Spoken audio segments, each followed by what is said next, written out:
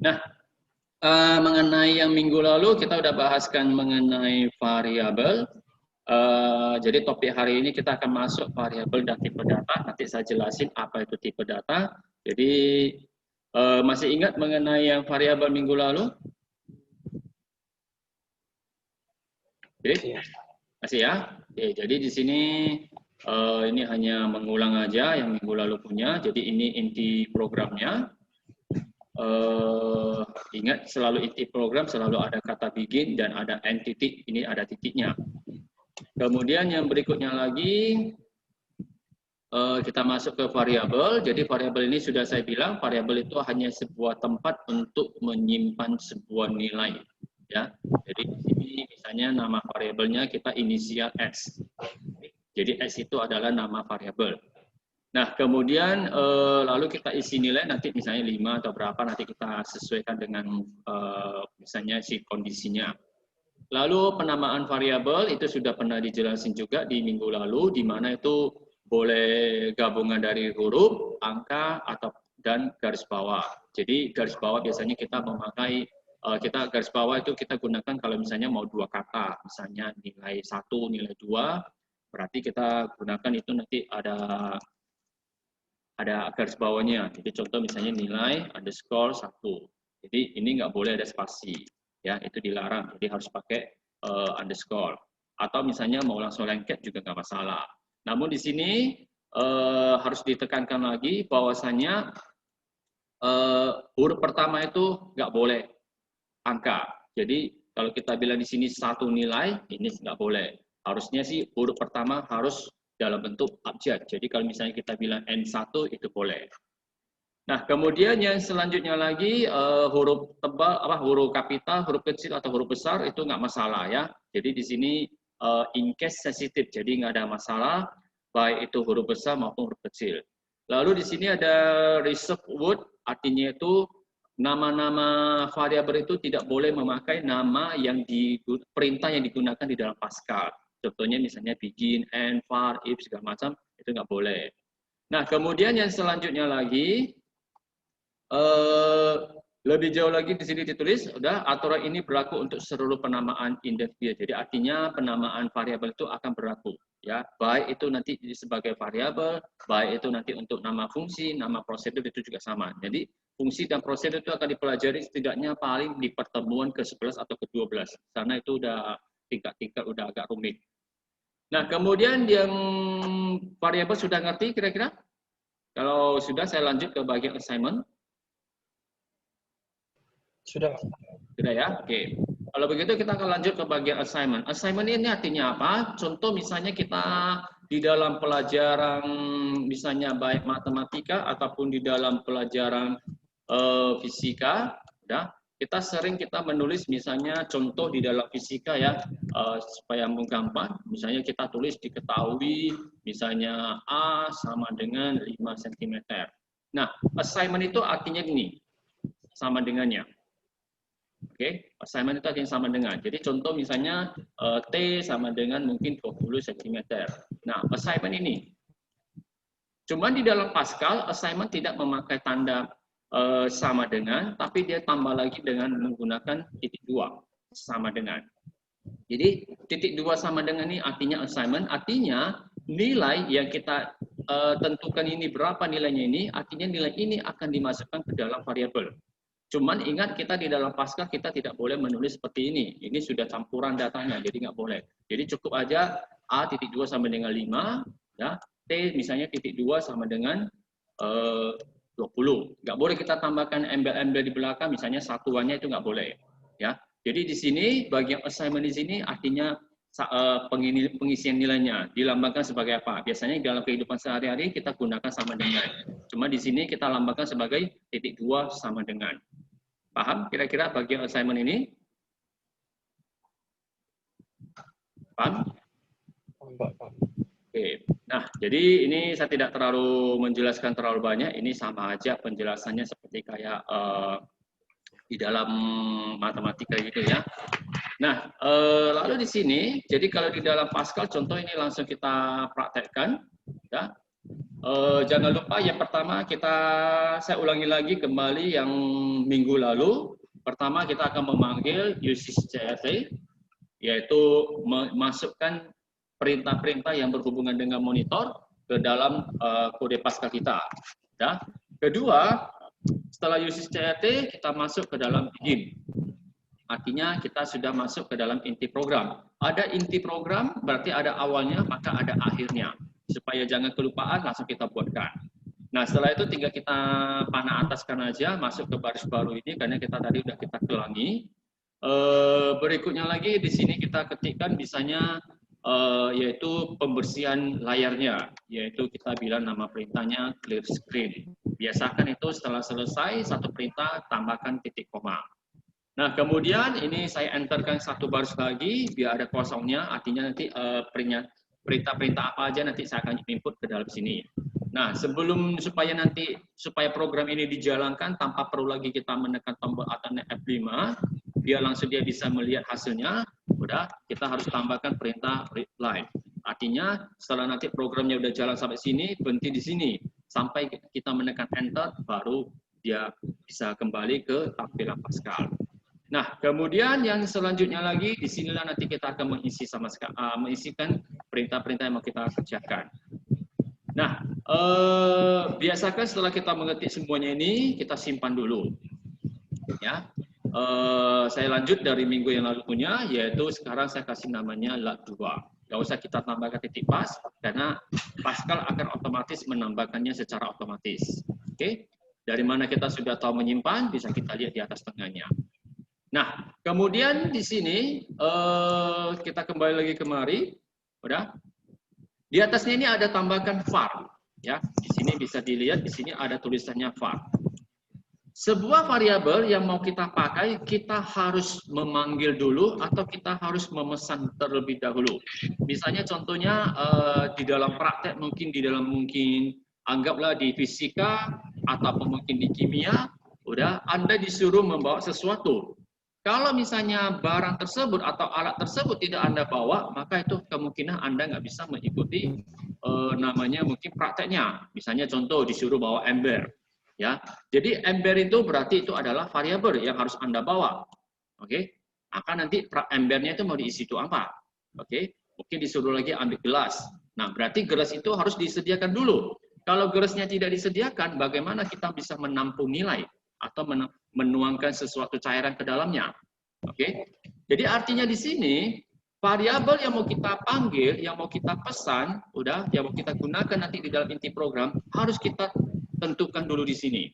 Caranya yaitu kita buka dari sini baris baru, posisi usage itu lebih tinggi derajatnya daripada perintah yaitu pendeklarasian variabel. Ya. Nah, di sini var itu artinya kita mendeklarasikan variabel. Oke. Jadi kalau dalam bahasa Indonesianya kita bilang mendeklarasikan. Udah. Artinya variabel yang mau kita gunakan itu kita harus pesan dulu. Kalau kita tidak pesan di dalam inti program, di dalam awal programnya ini, maka nama variabel yang kita panggil itu tidak bisa dipergunakan sama sekali. Oke, nanti kita akan gunakan cek kesalahannya apakah yang terjadi kalau kita tidak menggunakan var ini. Nah, setelah itu kita tuliskan apa nama variabel yang mau kita gunakan. Ya, misalnya contohnya kita gunakan nilai 1. Oke, maka kita harus tulis nama variabelnya. Nama variabel yang kita tuliskan atau yang kita deklarasikan di atas sini, maka nanti di bawahnya dipanggil juga harus sama persis. Jadi di sini kalau nilai 1 kita panggilnya nanti di bawah nilai garis bawah 1 itu sudah salah. Oke. Jadi nah, nama variabel yang kita sudah deklarasikan, kita mau tentukan nilai apa yang boleh dimasukkan ke dalamnya. Disinilah yang namanya tipe data. Ini seharusnya ini masuk nanti di tipe data. Oke. Nah, jadi saya lanjutkan lagi ini kembali lagi ke kita ngomongin bagian tipe data. Ini maksudnya tipe data bagaimana? Tipe data itu terdiri dari beberapa macam. Ada yang namanya data bilangan bulat. Artinya semua nilai yang diinput ke dalamnya itu adalah bilangan bulat. Nah, di dalam Pascal bilangan bulat itu disebut sebagai integer. Oke. Kalau dalam bahasa pemrograman C, bahasa C++, udah bahasa Java, mereka biasanya hanya mengambil 3 huruf aja. Jadi kalau misalnya Philip melihat buku pemrograman bahasa yang lain, mereka panggilnya kadang-kadang pakai int aja. Jadi itu sudah maksudnya integer. Oke. Nah, jadi di sini kalau ada bilangan bulat berarti ada juga namanya bilangan pecahan. Ya. Bilangan pecahan di sini kita sebut sebagai real. Ya, kita sebut sebagai real di dalam Pascal. Oke. Nah, kalau biasanya di dalam bahasa pemrograman main itu ada nanti dibilang single, ada dibilang double. Nanti kita lihat juga di sini nanti ada keterangannya lebih lanjut. Oke. Nah, setelah itu data bilangan bulat, data bilangan pecahan, ada lagi yang namanya data bilangan boolean. Udah. Di sini bilangan boolean di sini isinya hanya 2 kemungkinan. Kalau tidak benar berarti hanya salah. Ya, hanya 2 kemungkinan. Itulah disebut boolean. Jadi hanya 2. Ibaratnya kalau Anda masih ingat pelajaran di SD ada sebuah soal Anda hanya boleh jawab benar atau salah. Masih ingat ya kira-kira ya kalau dulu pelajaran SD ya. Oke, jadi di sana boolean hanya boleh benar atau salah. Hanya itu 2 kemungkinan. Jadi itu disebut tipe data boolean. Contohnya boolean ini nanti sering kita jumpai yaitu dalam perbandingan. Apakah Philip lebih tinggi dari Pak Suwandi? Jawabannya hanya ya atau tidak. Benar atau salah. Hanya itu. Nah, itu maksudnya boolean. Oke. Nah, selain dari tipe data boolean masih ada lagi tipe data masih ada lagi namanya tipe data yaitu karakter. Udah, karakter di sini artinya hanya 1 huruf, ya. Jadi kalau di dalam bahasa Pascal itu disebut char. Oke, karakter kepanjangannya. Jadi di sini karakter itu hanya hanya satu karakter. Misalnya A kecil atau A besar, kalau di sini mungkin di dalam Pascal A kecil dengan A besar, untuk di dalam datanya itu pasti dibuat beda. Oke, karena itu sudah dianggap sebagai data. Ibaratnya guli besar dengan guli kecil, walaupun sama-sama namanya guli. Ya. Nah, kemudian misalnya kita isi karakternya itu angka juga boleh, tapi hanya boleh 1 angka, yaitu misalnya 0, 1, atau 2 itu boleh. Tapi kalau kita masukkan 10 itu nggak boleh, karena 10 itu sudah 2 karakter, 1 dengan 0. Oke. Nah, kemudian selain karakter itu masih ada lagi bilangan yang tipe data yaitu kita sebut sebagai string. String ini maksudnya apa? Contoh di sini di dalam karakter hanya boleh 1 aja. Hanya boleh 1. Misalnya 10 hanya boleh 1 aja. Ya, hanya 1 karakter. Sedangkan kalau kita string itu lebih dari 1 karakter. Udah, misalnya kalau kita bilang mungkin nilai 10 kita bilang. Misalnya contohnya nih kalimat yang mau kita isikan ke dalamnya misalnya nilai 10. Udah. Maka yang di sini yang di dalam ini sudah disebut sebagai string. Oke, ini disebut string. Aduh, your internet connection is unstable. Suara saya di sana masih jelas, Philip? Philip? Jelas, Pak. Jelas ya? Oke, soalnya di sini kenyataannya sudah dibilang bahwasanya koneksi saya kurang jelas. Koneksinya kurang stabil. Nah, jadi di sini string ini untuk yang lebih dari 1 karakter itu kita sudah bilang string. Ya, jadi boleh aja kita misalnya masukkan mungkin angka 10. Angka 10 ini tapi kita andaikan ini adalah sebagai data teks. Jadi kita bilang string. Jadi di dalam bahasa pemrograman 10 itu bisa dalam bentuk teks, bisa juga 10 itu dalam bentuk angka. Itu kalau di dalam Excel itu ada juga. Ya, di dalam Excel jadi contoh saya bukain Excel dulu supaya bisa melihat di sini ada tipe data juga.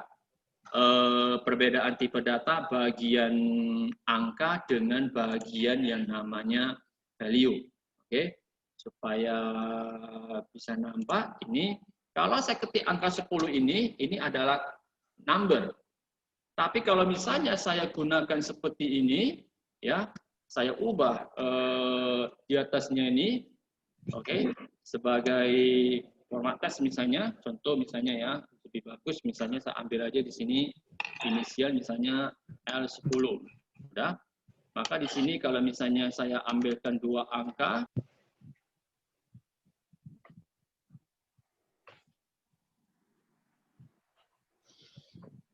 Oke, jadi saya jelasin sedikit lagi. Jadi contoh di dalam Excel ini, anggap ini ada sebuah string. Lalu misalnya kalau kita di dalam Excel ini kita ada memakai perintah yang namanya write, udah. Lalu kita mungkin ambil angkanya yang di belakang, oke. Kemudian dapatnya ini. Nah, angka 10 ini dengan angka 10 ini, udah. Jadi angka 10 ini dengan angka 10 ini beda. Angka 10 di sini, ini artinya tipe datanya masih text. Udah. Angka 10 ini tipe datanya sudah dalam bentuk number. Dari posisi letaknya saja kita lihat di sini. Udah. Yang satu ini angka 10 ini sudah berada di sebelah kiri. Kita memakai perintah di sini. Hasilnya adalah text. Oke. Sedangkan 10 ini kita ketik manual. Ini dalam bentuk angka. Nah, di dalam Pascal itu nanti angka 10 itu bisa aja kita bilang itu yang satu sebagai string, yang satu sebagai number, artinya sebagai tipe bilangan bulat. Oke. Nah, jadi di sini nanti kita kalau dalam memasukkan data dalam bentuk string, kita juga harus memperhatikan dengan baik. Jadi jangan tertipu dengan angkanya atau dengan tampilannya. Kita harus tahu datanya itu apakah bilangan bulat atau bukan. Oke. Nah, kemudian setelah tipe data string, oke, masih ada lagi nanti tipe data yang kita buat sendiri. Tapi tipe data untuk bilangan buat sendiri itu kita tidak membahasnya di dalam Olimpiade tingkat kabupaten ini, ya. Jadi saya kembali lagi ke posisi di sini dulu. Oke. Jadi di sini ini yang pertama, baris pertama ini artinya kita mendeklarasikan sebuah variabel. Jadi di sini nama variabelnya x, lalu tipe data yang diinput adalah integer. Artinya x ini, tipe variabel yang bernama x ini, dia tentukan hanya boleh diisi bilangan bulat saja. Ya, hanya boleh diisi bilangan bulat saja. Jadi kalau misalnya kita isi dengan bilangan yang lain, misalnya bilangan pecahan, atau selain dari bilangan bulat, maka nanti terjadi error saat waktu kita mengcompile-nya. Oke. Nah, kemudian yang berikutnya lagi, ini cara mengisinya nilainya ke dalamnya. Ya, jadi di sini setelah kita deklarasikan, baru kita boleh memanggil nama variabel tersebut, lalu kita inputkan nilainya ke dalamnya. Nilai disebut sebagai di sini assignment. Artinya angka 12 ini atau nilainya ini itu dimasukkan ke dalam variabel x. Oke. Nah, kemudian saya lanjutkan lagi. Yang berikutnya lagi ini hanya penjelasan sama seperti penjelasan saya di sini. Jadi nanti kalau misalnya kurang jelas boleh buka lagi. Ini dokumennya sudah saya kirim. Kemudian yang kedua di sini. Nah, kita lihat di sini ada dua variabel, yaitu variabel x sama variabel y. Jadi di sini waktu deklarasi variabel, dia memesan dua variabel. Oke. Variabel pertama itu disebut sebagai variabel x, udah namanya. Tipe datanya dia masukkan sebagai integer. Artinya hanya bilangan bulat. Udah. Sedangkan di sini juga ada tipe data long int, artinya long integer. Long int ini juga sama. Udah. Long int ini di sini juga sama, yaitu artinya bilangan bulat juga, tapi jangkauannya lebih besar. Philip, masih dengar suara saya kira-kira? Saya lihat koneksi saya di sini udah mulai putus lagi. Philip? Jelas suara saya di sana?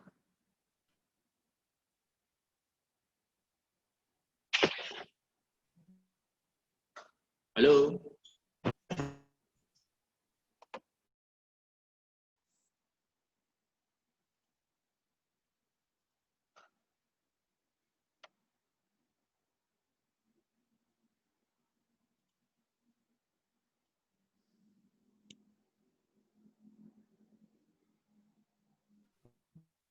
Yang tadi saya lanjutkan yang di sini punya, saya ulangi sekali lagi.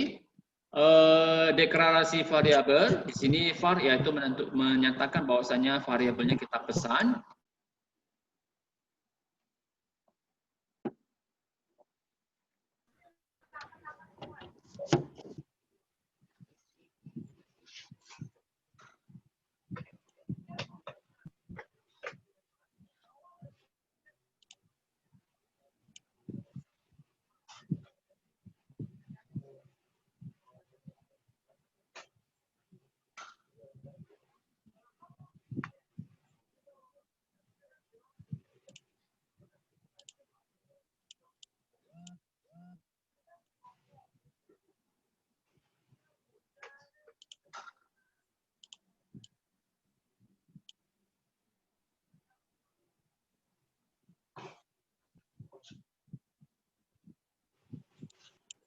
Saya lanjut lagi Philip ya. Suara saya masih jelas kan? Masih. Masih ya. Oke. Nah, jadi saya ulangi lagi, di sini ada namanya deklarasi variabel, yaitu perintah var. Lalu yang kedua di sini X di sini artinya nama variabel pertama, dikasih namanya adalah X, lalu tipe data yang diinisialkan atau yang ditentukan adalah hanya boleh diisi bilangan bulat. Udah. Lalu Y di sini juga sama, adalah sebuah variabel, cuman nama variabelnya dibuat nama Y, di mana kita nggak boleh pakai X lagi karena X sudah dipesan di atas, jadi kita panggil Y. Udah. Di sini ditentukan tipe datanya adalah long int. Long int itu kepanjangan adalah long integer. Ya. Artinya jangkauan nilai tipe bilangan bulatnya ini lebih luas. Oke. Nanti kita akan lihat tipe data, bagian tipe data seberapa luas jangkauannya di sini. Udah. Lalu di sini kalau kita isikan nilainya ini, maka harus satu persatu kita membuatkan seperti ini, yaitu X assignment kemudian 12. Artinya nilai 12 ini akan kita masukkan ke dalam variabel X. Ya. Kemudian yang Y di sini nilainya lebih luas, maka dimasukkannya nilainya lebih tinggi juga, yaitu kalau kita bilang 123.456, udah nilainya ini dimasukkan ke dalam variabel Y. Oke. Lalu di sini ada cara nanti memanggil cara mencetak nilai variabelnya untuk dicetak keluar. Udah, nanti ini saya jelasin juga. Oke. Nah, jadi di sini cara mendeklarasikan dan cara menginisialkan, lalu di sini adalah cara memanggil kembali. Kemudian kita lanjutkan dulu. Ini adalah hasil keluarannya. Oke. Kita masuk ke tipe data biar lebih jelas. Dari tadi kita ngomong tipe data kurang mengerti. Jadi tipe data tadi sudah saya bilang data-data yang diinput ke dalam variabelnya. Ya, jadi tadi sudah saya jelasin ada namanya bilangan bulat, lalu ada bilangan real. Bilangan real ini artinya bilangan pecahan, yaitu bilangan desimal. Ya, jadi bilangan pecahan di sini dia harus dalam bentuk koma. Misalnya contohnya 7,5 ataupun 2,543 misalnya. Oke. Kemudian karakter tadi sudah saya jelasin juga, karakter itu hanya boleh satu karakter saja. Ya, tidak boleh dua. Misalnya dalam bentuk abjad tapi hanya satu karakter, dalam bentuk angka juga satu karakter, atau dalam bentuk simbol juga hanya satu karakter. Oke. Lalu bagian string tadi sudah juga dijelasin, string itu adalah lebih dari satu karakter, itu sudah disebut sebagai string. Misalnya contohnya katanya datanya itu misalnya dalam bentuk kalimat aku, ya, ataupun mungkin datanya itu dalam bentuk dua kata halo dunia. Oke, ini disebut string. Nah, lalu kemudian yang berikutnya yaitu nilai boolean yang tadi sudah dijelasin, yaitu ada hanya dua kemungkinan, yaitu nilai benar atau nilai salah. Jadi ini adalah tipe-tipe data. Oke. Kemudian kita lihat lagi yang berikutnya, ini tipe data bilangan bulat, ya, tipe data bilangan bulat. Di sini tipe data bilangan bulat ada terbagi lagi menjadi beberapa jenis, ya, terbagi lagi menjadi beberapa jenis. Di mana di sini mengapa dibuatnya menjadi beberapa jenis? Kita kalau membuat program, kita harus lihat berapa memori yang mau kita gunakan. Kalau memori yang kita gunakan itu semakin besar, berarti data yang mau kita nyimpan ke dalam variabel itu juga semakin besar. Kalau variabelnya itu kecil, udah tipe data ukurannya itu kecil, maka kita juga hanya menentukan tipe datanya juga yang kecil. Contoh misalnya seperti ini, kita bilang di dalam sekolah rapot itu hanya nilai, kalau kita bilang nilai yang diisi di dalam rapot itu jangkauannya hanya 0 sampai 100. Oke, 0 sampai 100. Tidak mungkin lebih dari 100, tidak mungkin kurang dari 0. Ya. Jadi kalau kita bilang untuk membuat sebuah program yang misalnya hanya untuk mengisi nilai seperti ini, maka tipe data yang kita pakai memakainya namanya byte itu sudah cocok. Ya. Kenapa? Di sini tidak ada bilangan kecil atau bilangan minus. Jadi kita sudah boleh memakai byte saja. Itu sudah boleh. Oke. Kemudian kalau misalnya contohnya di dalam bank, ya, di dalam bank, oke, kita mungkin menyimpan uang, oke, uang itu sudah pasti besar, ada yang sampai triliunan, oke, triliunan, ya. Maka kalau untuk yang seperti ini, uang yang kita nyimpan itu sudah sampai triliunan, maka tipe data yang kita pakai tidak cocok lagi memakai byte. tapi kita gunakan yang lebih besar. Mungkin misalnya long integer. Ya.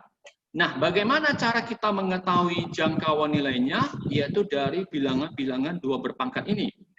Oke, jadi jangkauannya cukup aja kita misalnya boleh mengeceknya dari kalkulator. Misalnya contoh nilai bilangan long integer di sini yaitu 2 pangkat 31 dikurangi 1. Ya, jadi kalau kita bilang 2 pangkat 31 di sini saya ubah dulu saintifik dulu. Oke, 2 dipangkat 31. Nah, hasilnya adalah sebesar ini. Jadi kalau kita hitung di sini hanya 2M. Oke.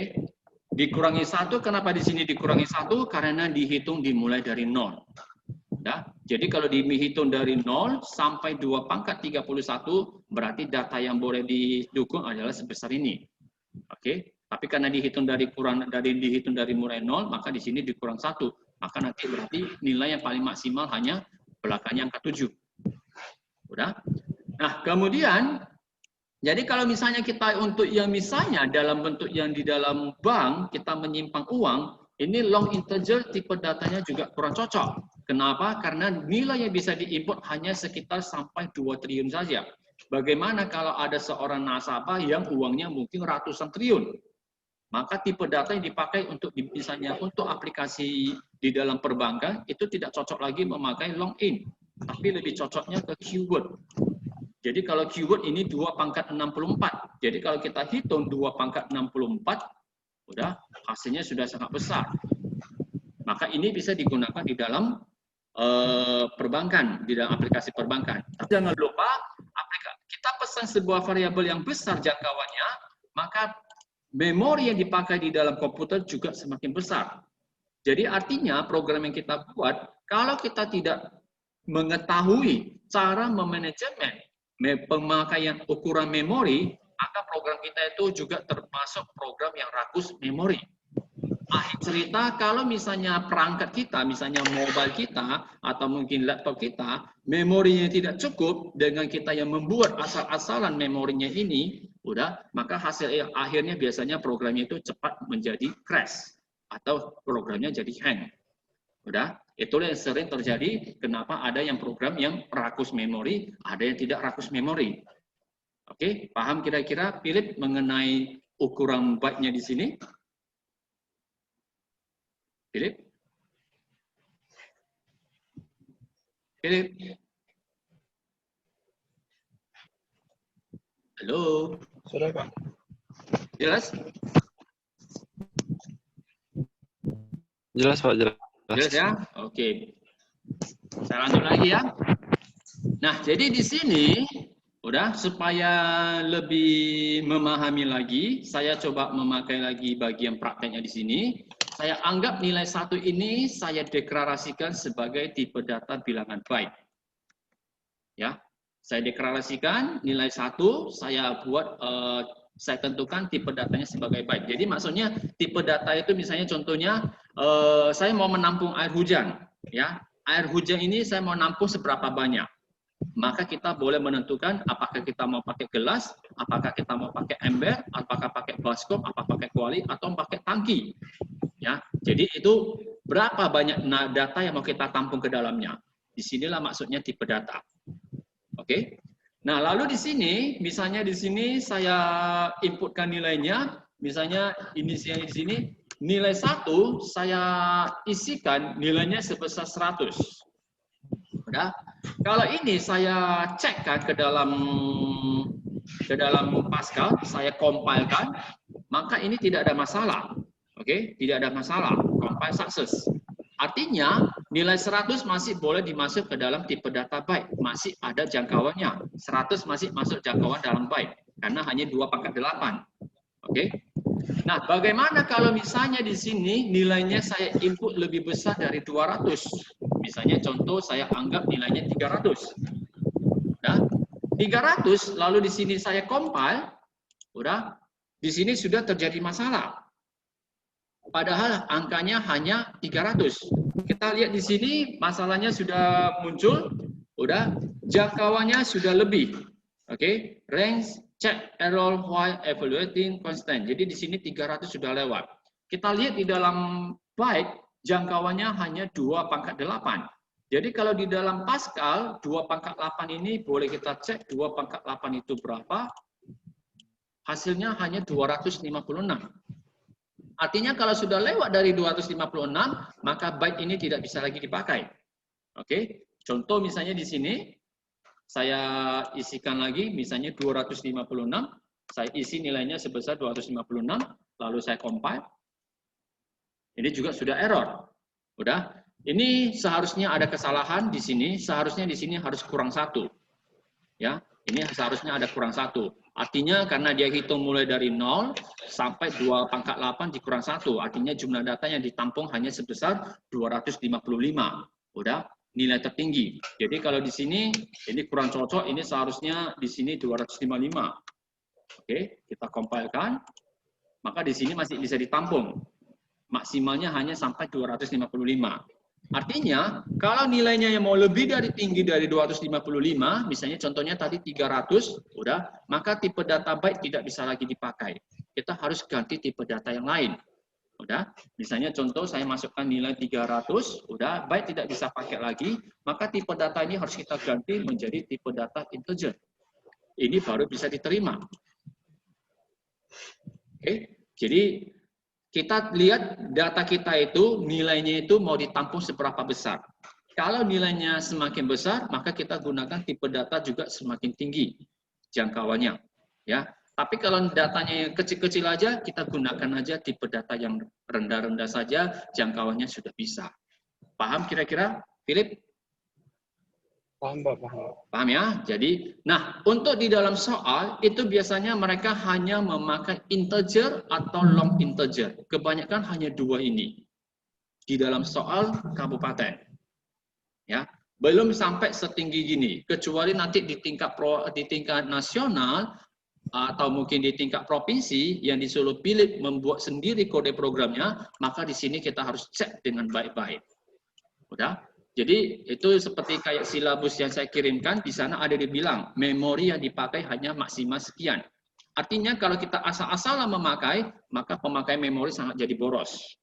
Program tidak menerima. Oke? Sampai sini jelas ya mengenai tipe data bilangan bulat ya? Oke. Nah, kemudian kita lanjut lagi setelah bilangan bulat, ini ada lagi namanya tipe data bilangan real. Udah? Bilangan real tadi sudah saya bilang, di sini artinya hanya dalam bentuk bilangan pecahan, ya, bilangan desimal. Oke. Cuman biasanya itu ditampilkan dalam bentuk floating point. Artinya sering ditampilkan seperti begini, ya. 3,4 kali 10 pangkat sekian. Masalahnya di dalam Pascal tidak bisa kita buat 10 berpangkat. Ya. Karena bilangan 10 berpangkat ini mereka biasanya anggapnya itu nilainya seperti begini. Contoh, misalnya 7 bagi 2. Kalau secara perhitungan kita hanya bilang hasilnya adalah 3,5. Oke. Nah, di dalam Pascal ini mungkin dibilang 3,5 bukan ditulisnya 3,5, tapi ditulisnya 3,5. Udah, lalu di belakangnya nolnya banyak sekali, udah, lalu di sini ada lagi tambah lagi, lalu ada huruf E lagi, oke, lalu ada tulis lagi di sini, misalnya 1 misalnya, oke, atau 01, oke, atau mungkin misalnya 00, udah. Jadi bilangan floating point yaitu yang di sini, oke, yang di belakang ini. Ya di sini artinya itu adalah dikali 10 bilangan berpangkat. Oke, dikali 10 berpangkat. Jadi contohnya misalnya hasilnya adalah 3,5, 7 bagi 2 itu 3,5, maka di sini nanti ditulisnya seperti ini. Artinya hasilnya ini adalah 3,5 ya, dikali 10 pangkat 0. Jadi kalau 10 pangkat 0 berarti tetap 1 dikali 3,5 tetap 3,5. Oke. Jadi kalau kita bilang misalnya ini 70, hasilnya pasti ini adalah 35. Maka kalau kita bilang dalam penulisan ini, dia tulisnya tetap seperti itu, tapi di belakangnya ini diganti jadi 1. Ya. Artinya kalau dibilang 10 berpangkat 1 berarti hasilnya tetap 10.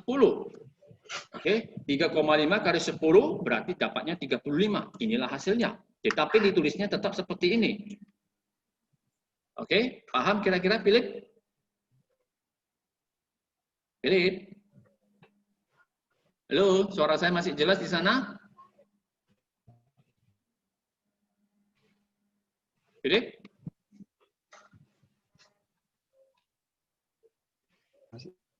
Philip?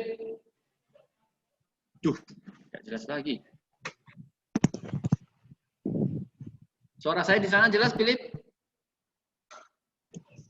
Nah, jadi yang mengenai bilangan eksponensial ini, kalau kita bilang ini adalah bilangan eksponensial. Udah, cuma di sini dibilang floating point. Kira-kira sudah paham mengenai penulisan ini di dalam bilangan apa? Bilangan di dalam Pascal ini?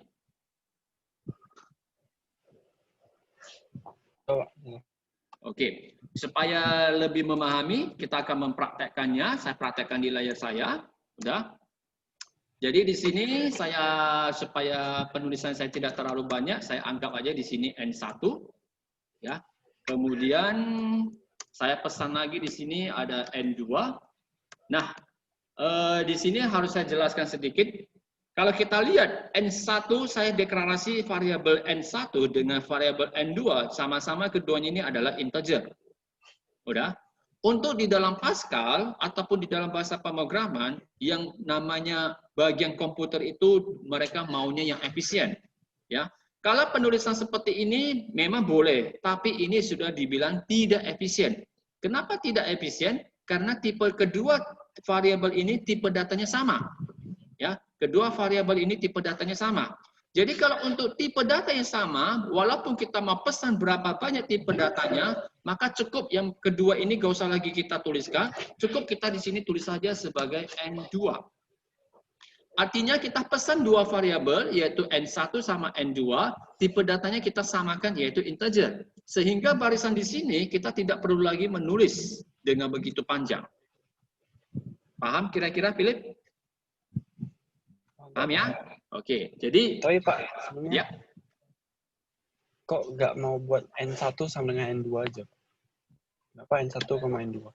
Nah, di sini kenapa nggak boleh pakai sama dengan? Karena kalau kita pakai sama dengan ini sudah salah.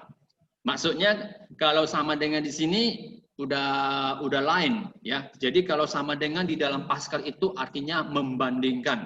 Misalnya contohnya ukuran Philip, ukuran tinggi Philip apakah sama dengan ukuran tinggi Pak Suwandi? Nah, itu baru pakai sama dengan. Di dalam penulisan variabel yang boleh diizinkan hanya misalnya kalau kita mau pesan beberapa variabel itu harus koma. Contoh misalnya, udah contoh. Saya mau cetak beberapa dokumen ini. Udah, saya mau cetak beberapa dokumen di sini. Udah, saya misalnya mau cetak halaman 1, halaman 7, halaman 10. Maka di sini sebagai pemisahnya adalah koma. Nggak mungkin saya isikan 1 sama dengan 7 sama dengan 10 kan? Ini hasilnya sudah lain. Ya. Oke, nah jadi ini maksudnya koma itu hanya sebagai pemisah, ya. Koma itu hanya sebagai pemisah. Jadi kalau kita mau bisa misalnya mau pesan lagi yang ketiga, maka kita cukup aja koma 3, N3. Mau berapa banyak tipe data yang mau kita samakan, tipe data, variabelnya yang mau berapa banyak kita pesan, mau dengan tipe data yang sama, cukup aja dipisah dengan koma. Jadi kalau ada 10, udah kita tuliskan 10. Ya, jadi Pak kalau ada 10 berarti penulisannya capek-capek dong. Nah itu nanti ada lagi tipe data yang lebih rumit, yaitu tipe data array. Nanti kita akan mempelajari lebih lanjut lagi itu di pertemuan sekitar pertemuan ke-10 itu. Oke. Nah, jadi di sini saya buat lagi misalnya tipe data kedua, misalnya saya anggap sebagai N3. Udah, tipe datanya saya buat sebagai real. Oke. Lalu di sini ada tulisnya single, ada double. Oke. Apakah saya boleh pakai real aja? Nanti kita lihat. Ya, mudah-mudahan ini diterima. Tapi ini nanti saya tes dulu compile. Masalah ya. Nilai 1. Oh ya, sorry. Oke, di sini ada masalah. Seperti tadi saya bilang, kita pesan yang di atas, kita sudah pesan nama variabelnya bagaimana, maka kita panggilnya juga harus sama. Tidak boleh lain.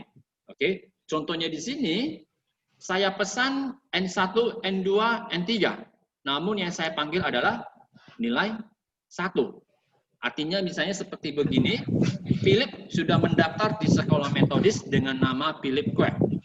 Ternyata yang datang itu mungkin bukan Philip Kwek. Udah, mungkin aja Antonius Kwek misalnya. Nah, ini sudah tidak cocok, maka ini dianggap tidak sesuai lagi, ya. Jadi di sini nama variabel apa yang kita pesan, maka dipanggil juga harus sama. Paham kira-kira, Philip? Ya, paham, Pak. Ya, oke. Jadi di sini saya cek compile lagi. Nah, di sini real tidak masalah. Ya. Jadi di dalam Pascal ini boleh kita pakai real. Tapi walaupun di dalam bukunya yang saya berikan ini ada dibilangnya dalam bentuk single, adapun dalam bentuk double itu sah-sah saja. Udah. Cuman ya lebih banyak orang pakainya double. Oke, lebih banyak pakainya double. Nanti kita cek dari mana tahu itu double, kita bisa mengeceknya nanti dari bilangan berpangkat di belakang 10 ini, bilangan eksponennya. Oke. Nah, kemudian yang selanjutnya lagi, jadi di sini N1 saya isi 300, udah. Kemudian kalau N2 saya mau isi lagi nilainya, udah. Contohnya mungkin seperti tadi Philip bilang, saya pesan N1 sama dengan N2, artinya mungkin nilai N1-nya sama dengan nilai N2, atau nilai N2 sama dengan N1.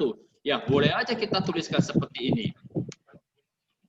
Di dalam kode pemrograman boleh aja kita tulis, mungkin aja N1 kita mau isi 300, N2 juga mau isi 300. Nah, ini kalau di dalam kode programnya kita tulis seperti ini diterima. Tapi kalau kita waktu memesan itu tidak boleh pakai sama dengan. Itu tidak diterima. Oke?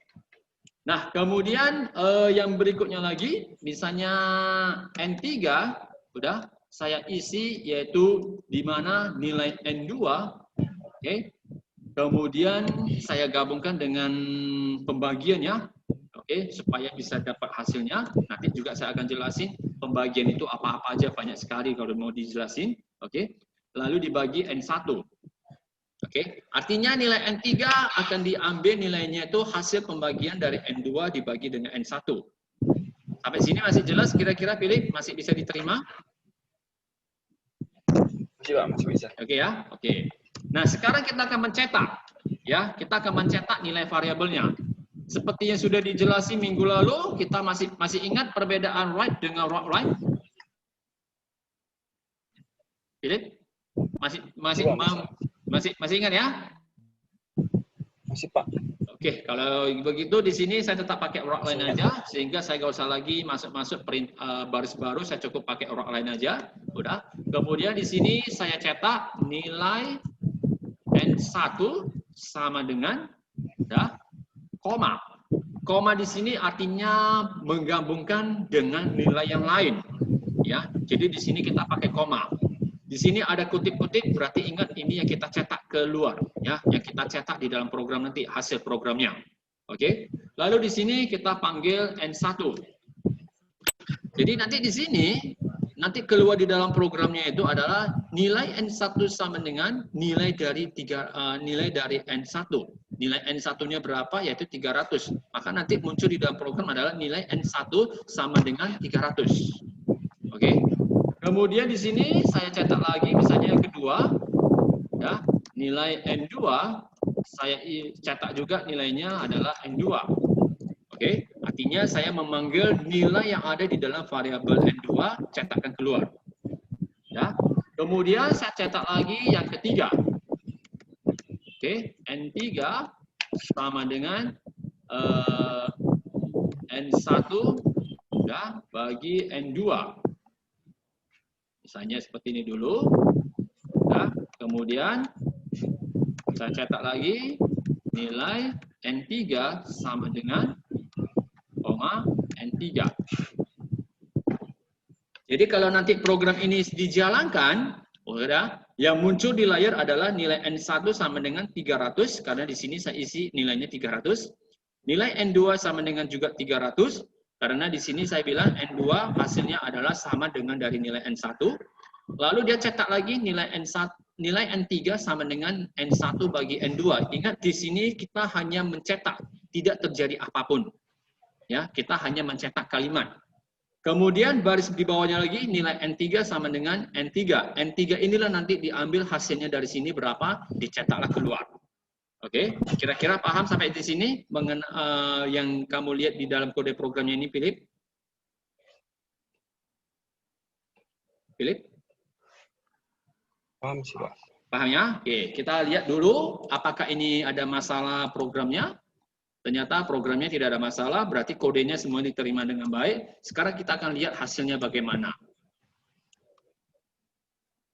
Oke, seperti tadi udah dijelasin, nilai N1 dia cetak hasilnya karena kita isi 300. Nilai N2 karena sama dengan N1, maka hasilnya juga sama 300. Lalu ini kita hanya mencetak saja, tidak terjadi apapun, karena tadi sudah saya jelasin pakai tanda kutip 1, pembuka ada kutip 1 penutup. Kemudian nilai N3 sama dengan ini, 1.0000 panjang kali nolnya, udah. Lalu ada berarti di sini seharusnya tambahnya di sini ya. Sorry, di sini seharusnya tambahnya. Oke. Nah, jadi di sini tambah sub 000. Udah. Jadi di sini artinya 10 berpangkat. Udah, 10 berpangkat. Kalau positif berarti pangkatnya positif. Kalau di sini negatif, maka berarti pangkatnya negatif. Oke. Kenapa ini bisa muncul jadi seperti ini? Pertama, ya, yang pertama kita lihat dulu. Kita lihat kembali aja di sini biar gampang. Ya. Jadi di sini N3 tadi saya ambil hasilnya adalah N2 dibagi N1 atau N1 bagi N2 sama aja, sama-sama 300. Hasil pembagian di dalam Pascal itu selalu dinyatakan nilainya adalah real. Oke, kenapa bisa tetap real? Kan bisa aja dalam bentuk bilangan integer, Pak. Misalnya 70 bagi 2, kan dapat hasilnya 35. 35 ini kan bilangan integer atau bilangan bulat. Memang benar. Tapi di dalam Pascal, hasil pembagian itu selalu dianggap sebagai bilangan real. Artinya bilangan pecahan. Karena hasil pembagian bisa aja dapat pecahan. Tidak selamanya bilangan bulat. Maka itu yang paling benar yang dinyatakan adalah bilangan real. Oke. Nah, penulisan bilangan real seperti tadi sudah kita lihat di sini, penulisannya dalam bentuk floating point atau bilangannya ditulisnya dalam bentuk bilangan eksponensial. Artinya bilangan 10 berpangkat. Jadi hasilnya kurang lebih seperti ini. Jadi kalau kita artikan, berarti ini 1,0, udah nolnya banyak, dianggap aja satu nolnya aja, berarti 1.0 dikali 10 pangkat 0. 10 pangkat 0, seperti kita udah ketahui, bilangan apapun di pangkat 0 selalu sama dengan 1, berarti ini hasilnya 1. Oke. Jadi di sini, nilai hasil pembagiannya disimpan ke dalam tipe data yang real. Coba kalau Pak kita di sini masukkan ke dalam bentuk integer, apa yang terjadi? 300 bagi 300 kan hasilnya 1 kan? 1 itu kan bilangan bulat. Betul tidak, Philip? Betul, Pak. Betul. Betul ya? Tapi kalau kita lihat di sini memang bilangannya bulat, tapi waktu di-compile masalahnya muncul. Hanya integer aja sudah salah. Udah? Kenapa bisa salah? Ingat seperti tadi, hasil pembagian selalu dinyatakan sebagai bilangan real, bukan bilangan bulat. Ingat, pembagian tidak selamanya hasilnya selalu bulat. Pembagian pada umumnya lebih banyak hasilnya dalam bentuk pecahan, kecuali pas nilainya, baru bisa dapat bilangan bulat. Oke? Jadi di sini, secara tidak langsung kita sudah menjelaskan di sini, udah, ada 2 tipe data yang harus kita bedakan. Walaupun hasil pembagiannya bulat, tetap kita bilang itu hasil pembagian adalah sebagai bilangan pecahan. Nah, bagaimana supaya tidak bingung? Udah, apakah ada penulisan supaya tidak muncul seperti ini? Apalagi mungkin kita tidak mengerti. Kalau di dalam praktek kita boleh buat seperti begini. Di dalam prakteknya ya, udah, mungkin di dalam soal nanti tidak ada. Boleh kita buat seperti ini. Oke, saya tuliskan N3.2.0.202. Oke, supaya tidak terlalu pusing, saya tuliskan di sini N302. Oke, saya compile-kan, mudah-mudahan nggak ada masalah. Oke, aman. Lalu kita lihat hasilnya apa yang terjadi. Apa kira-kira maksudnya dari sini? N3.20.22, kira-kira Philip bisa mengetahuinya? Nolnya jadi 2 aja, Pak. Nolnya 2 aja ya. Berarti angka 2 ini berarti 2 desimal ya. Lalu 0 ini kira-kira ngerti apa itu maksudnya 0 di sini?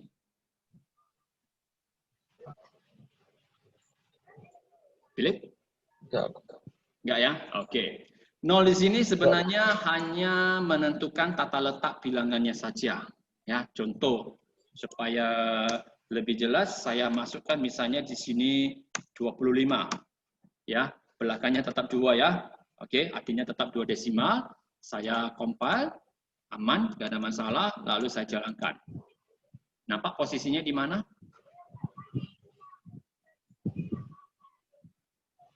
Philip? Kira-kira apa maksudnya dari 25 itu?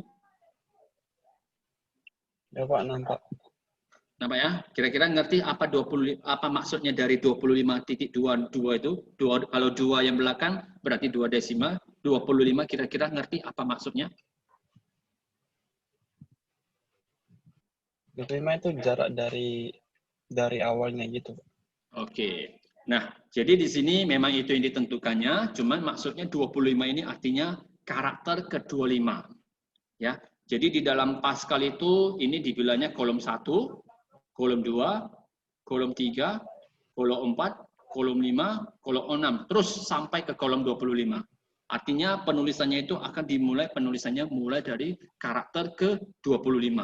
Jadi di dalam Pascal ini, jadi kalau di dalam Pascal ini ada karakternya. Jadi ini dihitungnya ini kolom 1, ini dihitung kolom 2, ini dihitung kolom 3, kolom ke-4, kolom 5 terus. Jadi sampai kolom ke-25 inilah dimulai start penulisannya. Oke, paham kira-kira? Paham, Pak. Paham ya? Oke. Nah, jadi di sini ini penulisan ini biasanya kita hanya di dalam praktek ya, untuk membuat nilainya itu mudah dibaca. Di dalam soal ini jarang kita jumpai. Oke, karena di dalam soal itu nggak pernah dibahas seperti ini. Udah, jadi ini kita hanya buat supaya nilainya mudah dibaca saja. Ibaratnya seperti di dalam Excel, Anda masih ingat ini namanya increase desimal. Jadi kalau ini misalnya saya tambahkan desimalnya ini sama aja. Udah, ini hanya tampilan. Saya mau buat seperti ini juga tampilan. Ya, itu hanya bilangan bulat atau mau bilangan pecahan, hanya itu aja.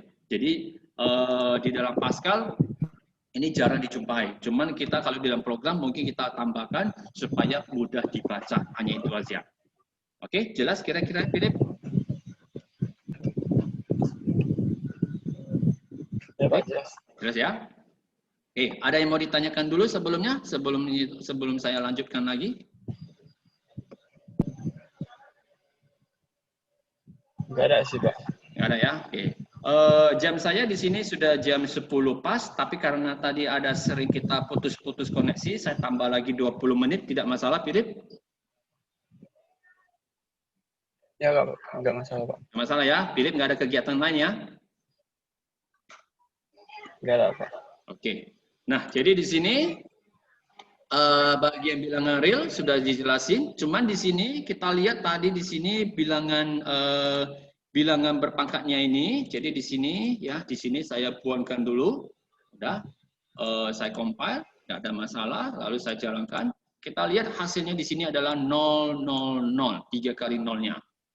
Artinya tipe data yang saya tulis di sini real, maka di dalam Pascal itu langsung dianggap sebagai tipe datanya adalah double. Ya, jadi artinya bagian dari tipe data bilangan real yang saya tentukan tadi, walaupun saya tidak tulis double, tapi di dalam Pascal sudah dibilang double. Inilah yang maksud di kalimat terakhir ini. Jadi kalau kita tulis real, pada umumnya mereka langsung menganggapnya itu sebagai double. Memori yang terpakai lebih besar, jangkauan nilai juga lebih tinggi. 10 pangkat 300-an itu udah tinggi. Nah, jadi kalau kita tidak mau pakai real, kita di sini boleh saja memanggil tipe data pecahan, kita pakai namanya single, itu juga boleh. Udah. Jadi kalau ini saya compile, ini tidak ada masalah, sehingga kalau kita lihat hasilnya, maka bilangan berpangkatnya ini hanya 2. 2 angka saja di bilangan 10 berpangkat. Oke, paham kira-kira Philip bagian single sama double ini? Philip? Halo? Paham ya? Oke. Suara saya di sana terputus-putus atau gimana, Philip? Soalnya saya nanya tidak langsung direspon. Putus-putus, Pak. Putus-putus ya? Tapi kira-kira jelas ya? Kalau kurang jelas nanya ya? Ya. Oke. Ya masih bisa. Oke. Kalau pokoknya kalau kurang jelas tanyakan langsung ya, Philip ya.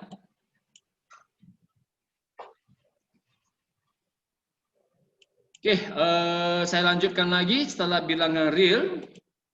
Lalu di sini ada karakter, ya. Di sini ada karakter. Karakter di sini yang sering ditekankan atau yang sering dikaitkan itu adalah karakter kode ASCII. Jadi di dalam komputer itu banyak sekali kode-kode karakter, udah. Cuman kode karakter yang standar yang umumnya sering dipakai, udah. Untuk semua apapun itu biasanya dipakai adalah kode ASCII. Jadi kepanjangan adalah American Standard Code for Information Interchange. Udah. Di dalamnya sebenarnya itu ada 256 karakter. Jadi kalau nanti Philip cari di internet, boleh aja nanti tes saja cari kode ASCII. Ya, itu di dalamnya ada 256 karakter, di mana itu ada beberapa karakter itu seperti yang kita pakai, ya. Ada huruf A, huruf B, huruf C, artinya bilangan abjad, itu semuanya juga tertera di dalam bilangan ASCII, di dalam kode ASCII, termasuk juga bilangan kode bilangan huruf kecil ya. Untuk huruf kecil itu juga sama. Jadi di dalam kode ASCII huruf A besar itu dimulai dari angka 65, ya. Sedangkan huruf A kecil di dalam kode ASCII itu dimulai dihitung dari 97. Jadi kalau misalnya contoh kita cari di sini misalnya kode ASCII, ya. Jadi kalau kita cari di dalam kode ASCII ini semuanya ada kodenya, semuanya ada tertera dengan jelas. Biar gampang kita ambil aja gambar ini ya. Ini jelas nggak gambarnya kira-kira? Open image new tab. Kecil ya gambarnya. Oke, jadi saya nggak lanjut lagi mencari ini ya. Nanti Philip bisa coba tes mencarinya sendiri, udah, untuk supaya tidak mempengaruhi jaringan kita ini. Suara saya masih jelas di sana? Halo?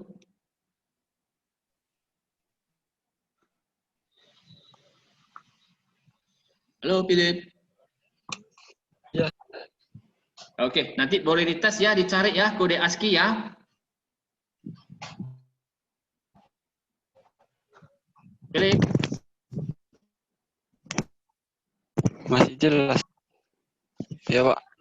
Oke ya, jadi enggak, nanti kalau misalnya pas lagi ada waktu kosong, coba tes nanti cari kode ASCII ya, dilihat kode ASCII di dalamnya apa aja, ya. Jadi di sini huruf A besar itu di dalam kode ASCII dimulai dari angka 65, 66 B besar, 67 C besar dan seterusnya. Oke, kemudian huruf A kecil itu di dalam kode ASCII dimulai dari angka 97. Jadi B kecil berarti 98, C kecil berarti 99 dan seterusnya.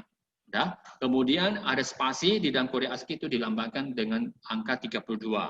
Oke, semuanya itu sudah ada dalam kodenya. Nah, itu karakter, tipe data karakter biasanya yang ditekankan itu adalah dari kode ASCII. Oke, dari kode ASCII. Nah, kemudian yang berikutnya lagi, kita lihat lagi di sini. Untuk melihat kode ASCII di dalam Pascal juga bisa memakai dua perintah ini, yaitu pakai char sama pakai ord, ya. Jadi bisa kita lihat di sini. Nah, supaya lebih jelas, saya coba praktekkan aja. Oke. Misalnya saya cetak karakter apa di sini misalnya kode ASCII 65 adalah kemudian di sini, nah di sini ada dibilangnya, jadi boleh pakai CHR, boleh pakai ORD, ya. Jadi CHR di sini untuk mendapatkan karakternya, sedangkan ORD untuk mendapatkan nilainya. Oke, jadi di sini untuk mendapatkan nilainya berarti di sini saya tulis CHR dari 65. Oke, jadi CHR artinya mengecek kode karakter 65 itu apa. Ya, supaya lebih jelas saya compile-kan. Oke. Kemudian saya jalankan. Di sini kode ASCII yang ke-65 itu adalah huruf A besar. Sesuai dengan yang dijelaskan di sini. Oke. Kemudian kalau misalnya di sini, kalau misalnya contohnya 97, udah, angka pula saya pakai. Oke. 97, maka ini nanti hasilnya adalah huruf A kecil. Oke, saya compile, tidak ada masalah. Kemudian saya jalankan, maka dapatnya A kecil. Sesuai dijelasin di sini. Ya. Nah, kalau misalnya kita mau cetak, misalnya, Pak, kalau kode ASCII yang ketiga, itu kode ASCII-nya itu kodenya apa? Oke. Kode ASCII dari angka kode ASCII kode 37 misalnya contoh ya, contoh kode 3 di dalam ASCII ada sama dengan misalnya ini aja deh.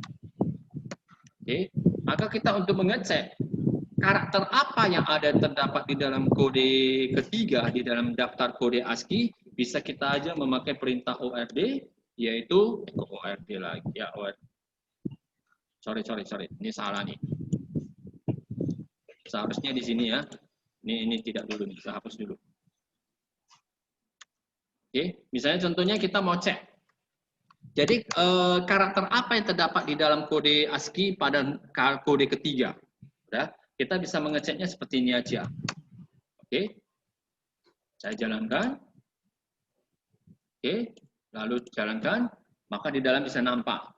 Udah. Nah, ini karena kita di dalam Windows yang tidak mensupport mungkin tidak nampak karakternya.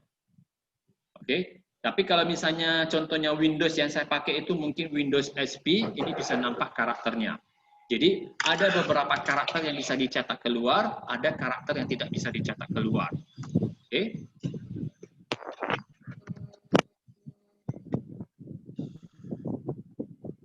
Kemudian saya lanjutkan lagi. Abjad misalnya. Kode misalnya kita bilang misalnya S ya, di dalam ASCII sama dengan. Oke. Nah, jadi di sini tadi ada dijelasin bahwasanya ini ada ORD. Oke, untuk mendapatkan kode ASCII-nya. Artinya kalau saya mau cari huruf S di dalam kode ASCII itu di kode keberapa? Maka saya bisa memanggilnya yaitu ORD, udah, kutip pembuka saya pakai S, kemudian kutip penutup. Oke.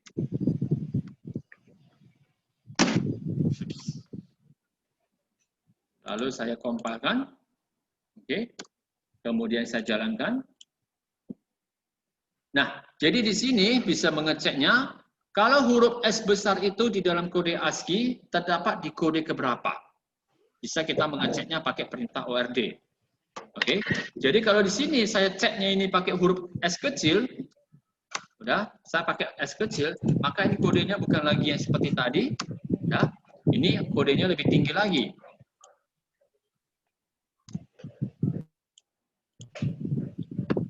Oke, jadi artinya kode S kecil itu berarti di dalam kode ASCII itu di kode 115. Kalau S besar tadi di 80 sekian. Oke, paham kira-kira? Philip? Paham ya? Oke, jadi ini hanya mengecek aja kode ASCII-nya di kode keberapa. Oke, ini ada penjelasannya, jadi saya tidak jelaskan lagi. Termasuk yang ini saya lewatin. Kemudian string. String ini nanti hanya berupa kalimat. Udah. Boolean ini hanya dalam bentuk seperti tadi udah jelasin. Jadi nanti waktu di bagian tipe di bagian pembandingan kita akan membahasnya lebih dalam di sana. Deklarasi variabel sudah tadi saya jelasin, yaitu memakai di sini var. Ya. Lalu kalau ada misalnya yang sama, boleh tadi kita pakai pemisahnya koma saja. Seperti tadi saya tulisnya yang ini satu, N1, N2. Ya. Jadi ini kalau ada yang sama cukup aja pakai koma. Oke. Lalu sebagai pemisahnya antara nama variabel dengan tipe data itu memakai titik 2. Jadi di sini punya. Jadi setelah nama variabel, udah, kemudian kita tentukan di sini titik 2 ini artinya sebagai pemisah antara nama variabel dengan tipe datanya. Lalu tipe datanya apa, kita tinggal tuliskan di belakangnya. Oke.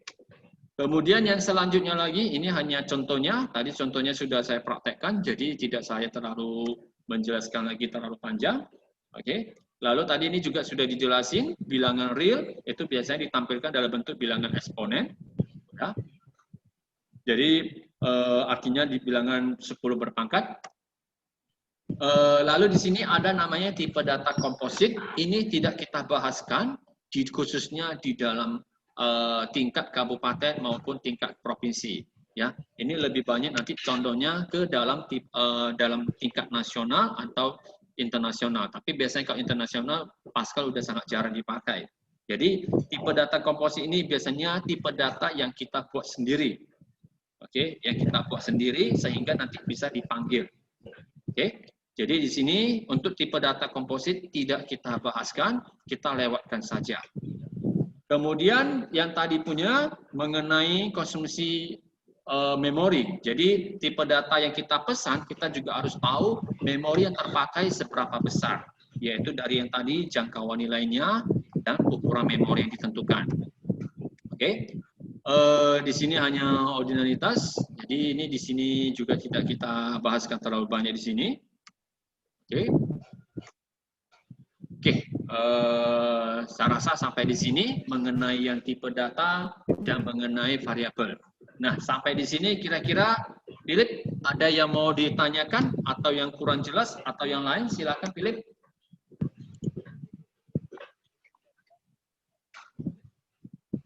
Halo. Masih, Pak, misalnya.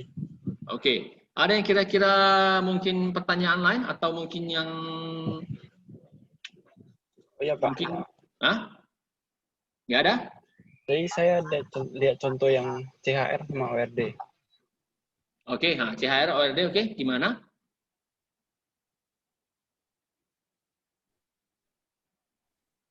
Halo? Halo? Ada, Pak. Apa pertanyaan? Ada pertanyaan?